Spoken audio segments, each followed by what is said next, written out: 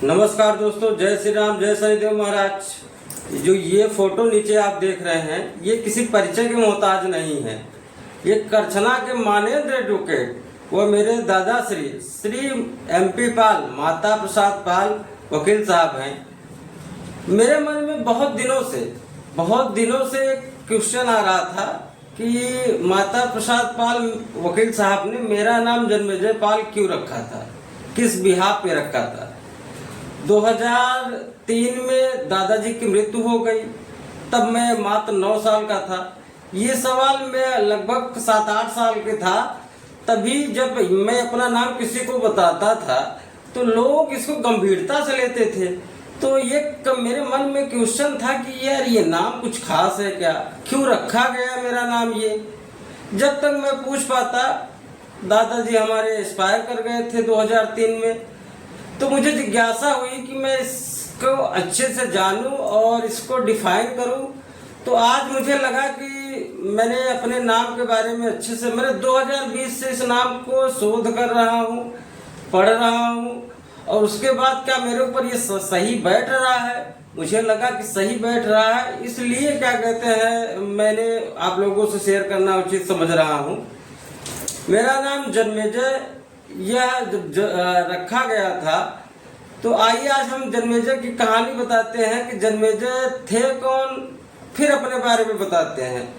जन्मेजय अभिमन्यु के पुत्र परीक्षित के पुत्र जन्मेजय थे। हम पहले परीक्षित की कहानी बताएंगे।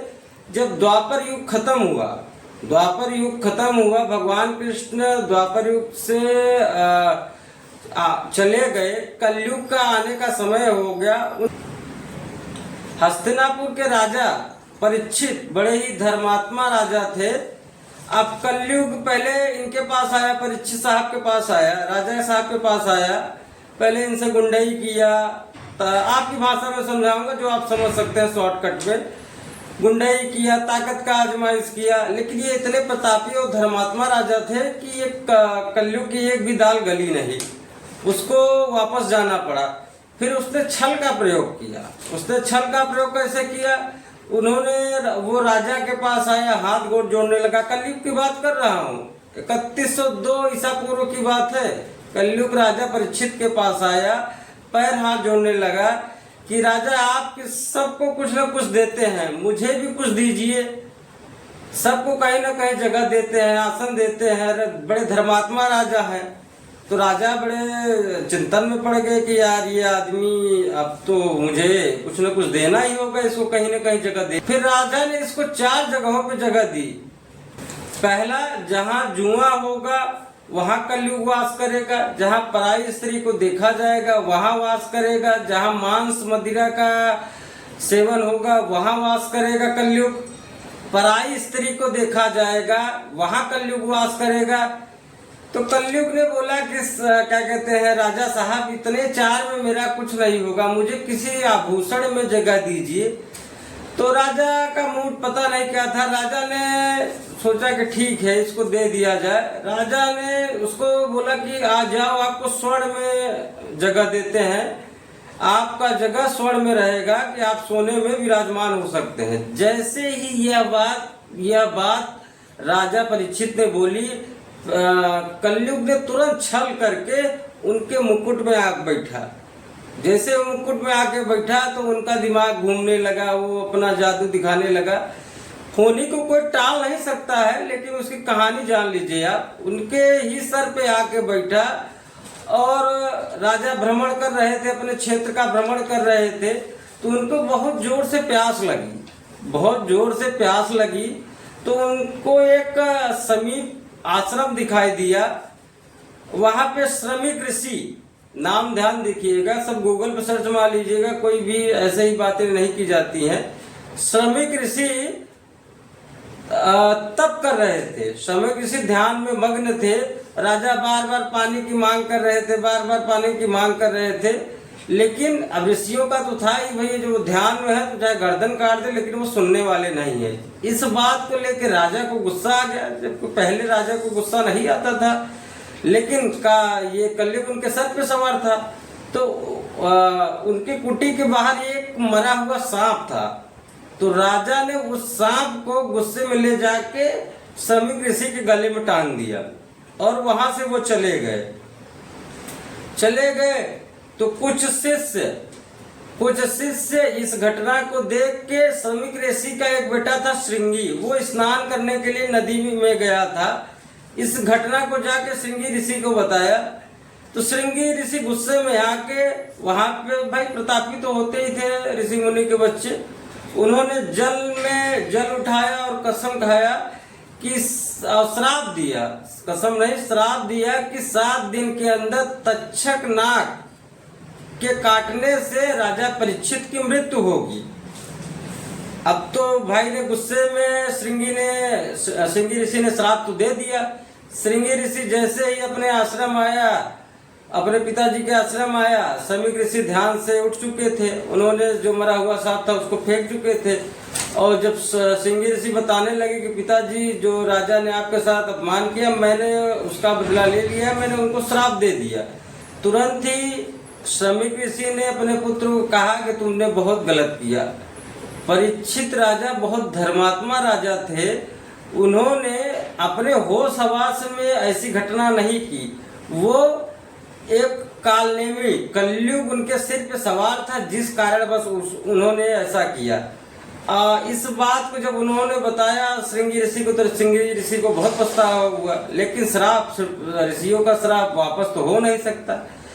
अब श्रमिक ऋषि माफी मांगने के लिए राजा के दरबार में, परीक्षित साहब के दरबार में जाने लगे। उधर परीक्षित साहब जब मुकुट उतार दिए थे तो उनको भी अपनी गलती का एहसास हो गया था, क्योंकि कलयुग बाहर आ गया था। जब मुकुट उतार दिया तो भाई सोने में था कलयुग, तो बाहर आ गया था। तो उनको पछतावा हुआ कि मैं ऐसे कैसे कर सकता हूँ, मैं इतना बड़ा दानवीर धर्मात्मा राजा हूँ, मैं ऐसा गलती कैसे कर सकता हूँ।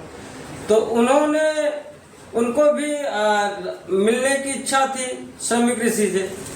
तो भगवान की दया से ऋषि खुद इनके पास चल के आए। तो इन्होंने चरण वंदना करते हुए ऋषि से माफी मांगा और पूरी घटना को बताया। तो श्रमिक ऋषि भावुक मुख से बोले कि राजन, आपकी कोई गलती नहीं है, बल्कि मैं आपसे माफी मांगने आया हूँ कि आप कालनेमी के कलयुग के सवार होने के बाद आपने जो ये घटना कर दी थी, उसके बाद हमारे पुत्र श्रृंगी ने आपको श्राप दे दिया है कि 7 दिन के बाद तक्षक नाग आपको काट लेगा और आपकी मृत्यु हो जाएगी। तो इस बात को सुन के और परीक्षित साहब की पत्नियां बेहोश हो गई और परीक्षित साहब भी थोड़ा सा स्तब्ध रह गए। फिर मुनि ने उनको समझाया कि देखिए, होनी को तो कोई टाल नहीं सकता, मृत्यु आपकी कंफर्म है। तो जो भी 7 दिनों में बचे हुए कार्य हैं आप कर लीजिए, जो भी धर्म के कार्य है। तो उनके कुछ चीजें थी जो पूरा नहीं हो पाई थी, उन्होंने कई यज्ञ थे, कुछ थे, उसको 3 दिन में उन्होंने पूरा किया। बाकी 4 दिन जो बच गए, उन्होंने दिमाग लगाया कि क्या इस मृत्यु को टाला जा सकता है। तक्षक नाग जो काटेगा हमको, इससे बचने का उपाय सोचा जाए। तब तक राजा उपाय सोच ही रहे थे अपने मंत्रियों को बुला के। तो मंत्री ने एक मुनि का नाम बताया, काश्यप ऋषि। काश्यप ऋषि ऐसे मुनि थे, जिस चीज को देख ले, आदमी को देख ले, देखने का मतलब होता है क्रोध की नजर से। तो क्रोध की नजर से आदमी को देख ले तो आदमी जल जाए, पेड़ को देख ले तो पेड़ जल जाए, जिसको भी देख ले, वो नाग हो, सोना हो, चांदी, वो भस्म हो जाए। अब 7वां दिन नजदीक आ गया। 7वां दिन नजदीक आ गया और ये क्या नाम है, परीक्षित साहब शीशे में, अपने आप को शीशे में बंद कर लिए थे। तक्षक नाग क्या कहते हैं, उसका 7वां दिन था, उसको काटने जाना ही था। पहले के लोग जरूरी न दिन भर सांप ही नहीं बने रहते थे, वो इंसान के रूप में होते थे। जब उनको आवश्यकता होती थी वो अपना रूप परिवर्तित कर लेते थे। तक्षक नाग और क्या कहते हैं, तक्षक नाग अपने रास्ते जा रहे थे आदमी का वेश बना के, कश्यप मुनि भी जा रहे थे। तो दोनों की मुलाकात रास्ते में हो गई। तक्षक नाग ने बोला, भाई कहाँ, मुनि साहब कहाँ जा रहे हैं आप। उन्होंने बोला कि आज तक्षक नाग से ही बोल रहे हैं कि तक्षक धर्मात्मा राजा परीक्षित को काटेगा जिससे उनकी मृत्यु हो जाएगी, तो मैं उनको बचाने जा रहा हूँ। तो तक्षक नाग ने बोला क्या आप बचा लोगे? तो बोलते हैं कोई डाउट है क्या? मैं 110% बचा लूंगा। मैं आपकी भाषा में समझा रहा हूँ, 110% बचा लूंगा। मैं जिसको देख लूं वो जिंदा जल जाए आदमी, मैं जिसको देख लूं वो पेड़ सूख जाए, जहां तक मेरी नजर जाएगी वो जल जाएगा। तो वो तक्षक नाग बोला कि भाई मुझे तो विश्वास नहीं हो रहा। उन्होंने बोला कुछ ट्रायल करके दिखाओ। तो उन्होंने पेड़ की तरफ बताया कि पेड़ को देखिए। पेड़ को देखा तो पेड़ जल गया, और एक दो चीजों से टेस्ट लिया तो वो जल गया। तक्षक नाग तो सोचा कि भाई ये तो मुझे भी जला देंगे ये आदमी। तो उन्होंने तक्षक नाग बोला कि चलिए मुनिवर प्रणाम, आप चलिए, और हमको बस यहीं तक जाना था। फिर उसने छल किया, क्या कहते हैं, काश्यप ऋषि के साथ छल किया, और आगे जाके सोने की छड़ी बन गया, छोटे से सोने की छड़ी बन गया। और ऋषि मुनि देखे, स्वर्ण की चीज देखे, तो उन्होंने सोचा बहुत प्यारी चीज लग रही है, इसको हम ले लेते हैं। तो ऋषि मुनि के पास झोला होता था, ऋषि मुनि ने उस छड़ी को उठा के, जो कि तक्षक नाग था, अपने झोले में डाल लिया। तो वो बाद में थोड़ी दूर आगे जैसे ऋषि मुनि कश्यप मुनि बढ़े, तक्षक नाग ने अपना रूप ले लिया। तक्षक नाग ने पीछे काटा, यहाँ जहाँ पे ऋषि का नजर ना जा सके, ऋषि का नजर ना जा सके।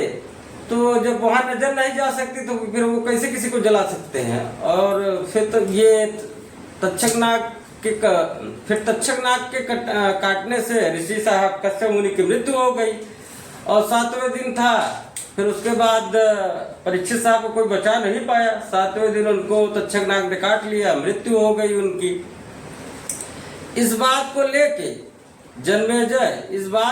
जन्मेजय उनका पुत्र राजा जन्मेजय बहुत क्रोधित हुए। अपने आश्रम के सभी ऋषि मुनियों को बुलाया कि मैं सर्प जात को खत्म करना चाहता हूँ।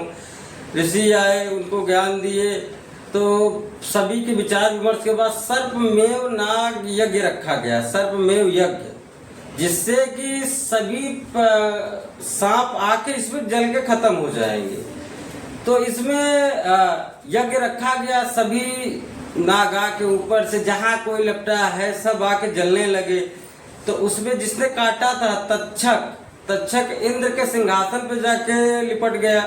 और दूसरा शेषनाग का रिश्तेदार था कारकोटक नाग शेषनाग का रिश्तेदार था, वो जाके शेषनाग से लिपट गया। अब हाहाकार मच गया, नारायण आए, कई लोग आए, लेकिन जन्मेजय मानने को तैयार नहीं। फिर कुछ 1-2 दिनों के बाद आस्तिक मुनि आए। आस्तिक मुनि ने राजा जन्मेजय को समझाया कि पृथ्वी लोक खत्म हो जाएगा, हे राजन इस यज्ञ को यहीं पे समाप्त कर दीजिए।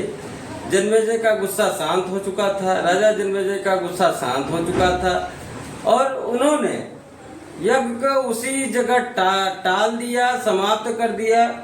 और सोचने की बात यह है, जिस नाग ने काटा था तक्षक, वो बच गया, जिसकी गलती नहीं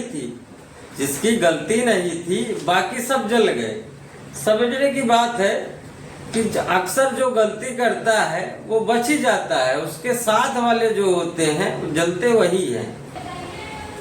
जब मैं इस कहानी को सुना और समझा इतने प्रतापी राजा के नाम पे मेरा नाम रखा गया, तो मैंने जीवन में एक प्रण लिया कि हमारे दादाजी के 3 पुत्र थे, सबने उनका जो भी था धन उन्होंने लिया। मेरे दिल में एक ही इच्छा थी कि मैं इस नाम को, उनके नाम को जब तक जीऊंगा, अमर तो नहीं बोल सकता, लेकिन उनके नाम को लोगों के दिलों में जिंदा रखने का प्रयास करूंगा। उसके लिए जो भी करना हो, जो भी हर संभव प्रयास हो सकता है मैं जरूर करूंगा। और अपने मरते जीवन तक मेरा लक्ष्य यही है कि मैं जब भी मरूं तो उनका नाम उस स्तर पे ले जाके रख दूं कि लोग उनको भूल न सके।